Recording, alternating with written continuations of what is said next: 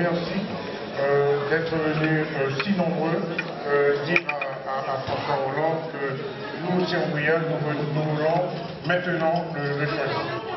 En ma qualité de premier fédéral de la fédération, j'ai déjà d'accueillir, permettez-moi encore une fois de dire au camarade François Hollande la bienvenue en Guyane sur cette terre qui a tant donné à la République, cette terre où il y a tant de défis à relever, cette terre bien souvent qui a l'impression d'être le laissé pour compte.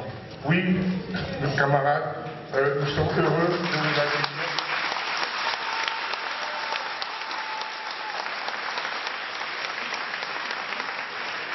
Pour les gens de ma génération, 50 ans, aucun candidat n'était venu en Guyane. Ça restera un moment fort dans cette campagne de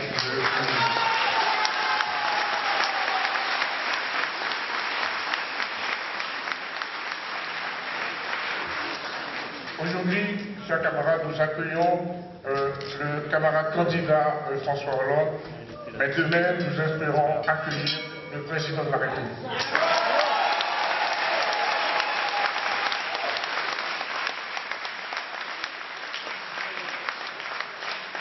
Je passe la parole au camarade Gabriel Serville, donc conseiller régional et représentant le Parti socialiste guyanais.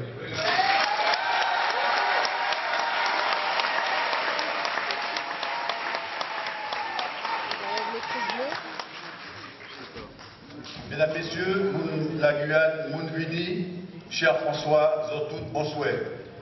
Le Parti socialiste guyanais a été créé en juillet 1956 par Justin Gataillé suite à une scission avec la section française de l'Internationale socialiste dont les orientations politiques de l'époque ne répondaient pas aux préoccupations de la Guyane. Pour mémoire, le 16 octobre 1984, le PSG et le PS signaient la première convention de partenariat afin de consolider leurs relations d'amitié et de travail. Sur la base de l'idéologie socialiste, le PSG vise entre autres objectifs à bâtir un destin commun à tous les citoyens de Guyane et à fixer une orientation dans la recherche de solutions susceptibles de promouvoir l'avènement d'une Guyane plurielle, solidaire, équitable et responsable au sein de la République. Cela dit, après 56 ans de départementalisation, le PSG a constaté et a relevé une réelle progression sociale, mais regrette l'absence de réel développement économique. Néanmoins, les élus de Guyane qui ont assumé la direction politique de ce département, depuis la loi de départementalisation, n'ont que trop souvent constaté l'absence d'écoute de la part des différents gouvernements qui se sont succédés sur cette période. C'est ainsi que, singulièrement, ils portent un regard extrêmement critique sur le bilan de la politique menée par la droite en France depuis 1995. Sous l'ère de Nicolas Sarkozy, cette tendance négative s'est considérablement accentuée jusqu'à engendrer une grave crise de confiance au sein de notre population. Aujourd'hui, les électeurs de Guyane, cher François, s'interrogent quant à la pertinence des programmes proposés par les candidats à cette élection présidentielle. Et une véritable relation de défi a fini par s'instaurer entre eux et la classe politique. Ils se demandent s'ils peuvent encore croire aux hommes et à leurs promesses, notamment après les résultats de la consultation populaire de janvier 2010, dont l'annonce avait suscité un véritable élan d'espoir pour des jours meilleurs. Le PSG, fort de ses inébranlables convictions, considère cependant que sa posture est juste et demeure convaincu que la position géographique de la Guyane, doublée de ses richesses naturelles, lui confère un potentiel de développement à nul autre pareil parmi les autres régions françaises. Toutefois, il estime que rien ne pourra se concevoir pour les citoyens de Guyane sans leur active participation à l'élaboration et à la mise en œuvre des projets qui organisent leur vie. En clair, si le PS accède aux commandes, ce dont nous ne doutons pas, nous insisterons pour qu'il écarte l'attitude du pouvoir actuel qui, s'appuyant sur le vote en faveur de l'article 73, gouverne désormais la Guyane sans en référer aux élus locaux. La récente publication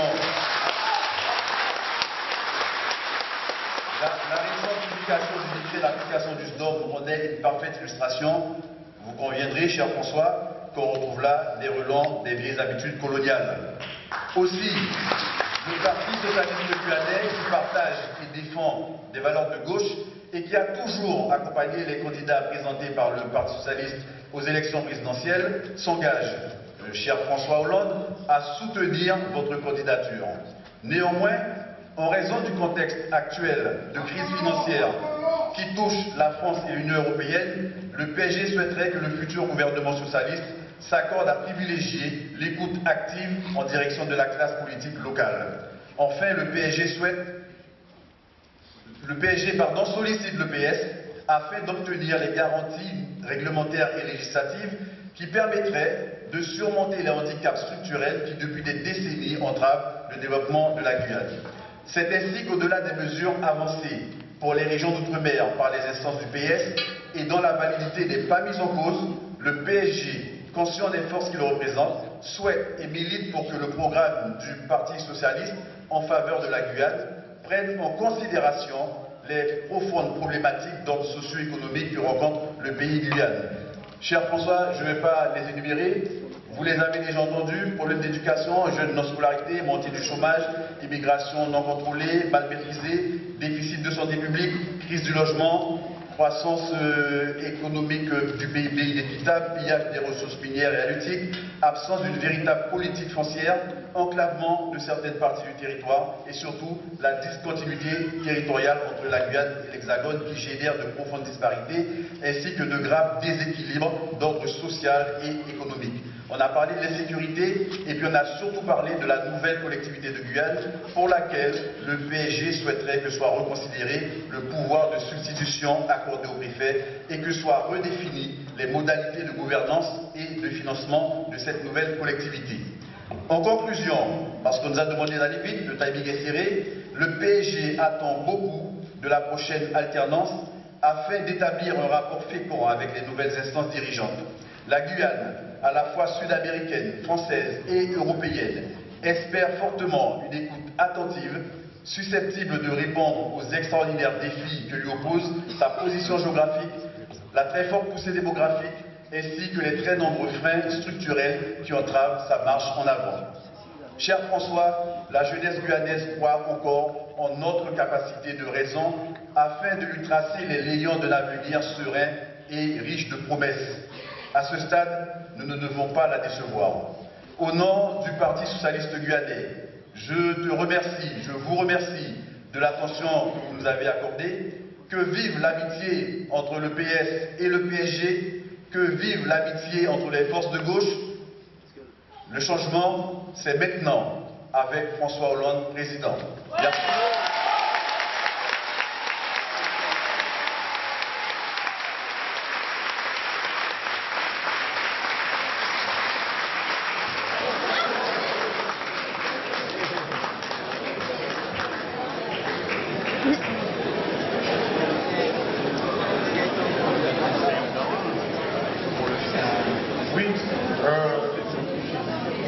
Cher François, la Guyane aussi est un laboratoire, donc au niveau national, la parité fait débat, la parité chemine chez nous et la Guyane a largement dépassé la parité. J'invite à prendre la parole une de nos femmes, Chantal Berthelot, députée de la Guyane.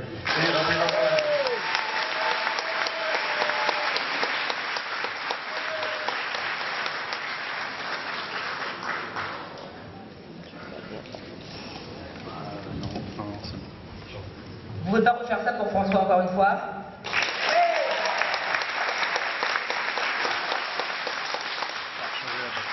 Mesdames et messieurs, mes chers amis, en tous les cas, les t-shirts jaunes se voient beaucoup. PSG, bonsoir. Bonsoir les habitants de l'Ouest guyanais, à Patou, Saint-Laurent, Marco. Bonsoir à vous tous. Tout d'abord, je voudrais, et François le sait, mais il faut que vous ayez l'information, Georges Patient n'est pas là parce qu'il a pris l'avion tout à l'heure. Il y a une question importante qu'il pose demain au gouvernement, c'est la question orale sur la sécurité. Donc voilà pourquoi il n'est pas avec nous ce soir. Bien, cher François, bien sûr, c'est un très grand plaisir de te recevoir aujourd'hui en Guyane. Ici comme ailleurs, ta candidature à la présidentielle soulève des espoirs importants après une période bien difficile. L'alternance que nous appelons de nos vœux et pour laquelle tant de Guyanais s'engageront doit permettre le retour de la justice sociale et de la solidarité. Il faut mettre un terme au désengagement financier, économique et social du gouvernement, et en particulier en Guyane. Nous savons tous que la situation économique de la France est difficile, mais la situation de la Guyane, cher François, commande un engagement sans faille au service de la population. Avec la gauche au pouvoir, les jeunes doivent reprendre l'espoir en l'avenir. C'est important pour la Guyane. Il a été dit, et on le sait, mais il est bon de répéter les chiffres. Les moins de 25 ans représentent 50% de la population. Ton projet présidentiel donnant la priorité à la jeunesse, le contrat de génération symbolisant cette volonté, nous montre que tu te fais l'écho de notre priorité absolue. En effet, trop nombreux nos jeunes au chômage, en marge du système scolaire pour les laisser ainsi à leur sort. Cela est d'autant plus vrai qu'à Saint-Laurent-du-Maroni, et il est important de rappeler ce chiffre, car 10% c'est énorme sur la population qu'on a. À Saint-Laurent et dans les communes environnantes, les moins de 25 ans représentent 60% des habitants, et les moins de 20 ans, 50%. Alors ces jeunes, bien sûr, représentent l'avenir, et l'effort de la nation doit naturellement porter sur eux. Nous devons leur proposer, avec les acteurs socio-économiques que tu as rencontrés cet après-midi, des solutions en matière de formation et d'emploi, où qu'ils se trouvent, en Guyane ou en Corée. François, notre vaste territoire, avec ses potentialités que tu as entendues également cet après-midi, ses ressources naturelles, sa biodiversité, les gens qui sont ici, venez t'écouter, n'attendent qu'une chose, une nouvelle gouvernance, avec des responsables plus à l'écoute et qui donnent plus de compétences aux collectivités locales pour un développement raisonné et durable au profit des habitants de notre territoire. Oui, il y a une réelle opportunité pour la construction d'une économie écologique, respectueuse des hommes et de l'environnement, et je te fais sensible à cela. Encore faut-il une volonté politique, et nous te demandons ce soir de l'incarner. Pour le reste, et comme tu le sais, nos besoins sont immenses et urgents en matière de santé, de logement, de sécurité et de justice. Mais ma conviction est que l'action de ton gouvernement tiendra compte et répondra aux revendications légitimes des Guyanais. En tout cas, notre rôle à nous, élus de Guyane, sera de vous le rappeler, à toi et à ton gouvernement, nos réalités et nos priorités. Alors, mesdames et messieurs, sympathisants, militants, amis, prenons l'engagement ce soir, cher François, devant tous ces militants venus de loin, qui parfois ont pris une demi-journée pour être présents ce soir, que lors de ton prochain séjour en Guyane, en tant que président de la République, tu viennes à la rencontre de notre territoire pour mettre en chantier le changement dans le pays Guyane a tant besoin. Merci les gens.